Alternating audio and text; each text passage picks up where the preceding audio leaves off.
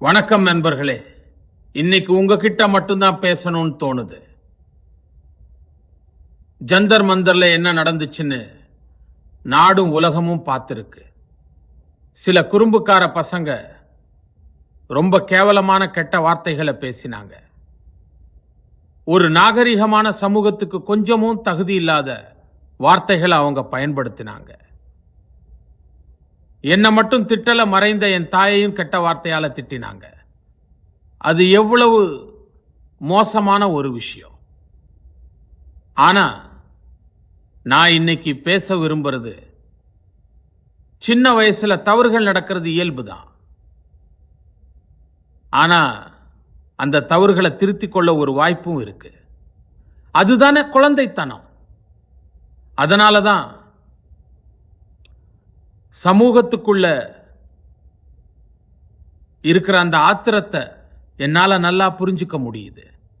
நம்ம வீட்டு பெண்கள் எப்படி இந்த மாதிரி வார்த்தைகளை பேச முடியுங்கிறது ஒரு கலாச்சார அதிர்ச்சி தான். ஆனா இதுதான் நேரம்.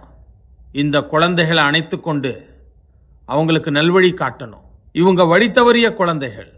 அவங்களுக்கு நல்வழி காட்டுவது நம்ம கடமை. அவங்கள தண்டிக்கிறதோ, கோட்டு களைய வைக்கிறதோ, சமூகத்தில் அவங்கள அவமானப்படுத்துறதோ, இதனால நம்மால சூழ்நிலையை மாத்திர முடியாது. நான் அவங்கள மன்னிக்க விரும்புகிறேன். சமூகமும் என்னோட இந்த கருத்தை ஏத்துக்கும் நம்புறேன். ஏன்னா என் மனசுல ஒரே ஒரு எண்ணம் தான் இருக்கு. சில நேரங்கள்ல நம்ம பற்களுக்கு நடுவுல நாக்கு மாட்டிக்குது, ரத்தம் கூட வருது. ஆனா அதுக்காக நம்ம பல்ல உடைச்சுக்கிறது இல்லையே. ஏன்னா பல்லும் நம்மது தான், நாக்கும் நம்மது தான், குழந்தைகளும் நம்மவங்க தான். அவங்களுக்கு நல்வழி காட்டுவது நம்ம கடமை. வழிதவறியவங்களுக்கு நல்வழி காட்டுவது கஷ்டம்தான். ஆனா அந்த கஷ்டமான வேலையை நாம தான் செய்யணும். அதனால வாங்க, நான் இந்த குழந்தைகளுக்கு சொல்ற, குழந்தைகளே வாங்க, நாம நாட்டுக்காக ஒன்னா சேர்ந்து முன்னாடி போவோம். புதுசா எதையாவது கத்துக்குவோம், தவறுகள்ல இருந்தும் கத்துக்குவோம். உங்க கனவுகளோடு பயணப்படுங்க. நாடு ரொம்ப வேகமா முன்னேறிட்டு இருக்கு, இன்னும் முன்னேற போகுது. நீங்களும் முன்னேறுவது நிச்சயம். இதுதான் என் கனவு. நான் உங்களுக்காகத்தான் வாழ்கிறேன்.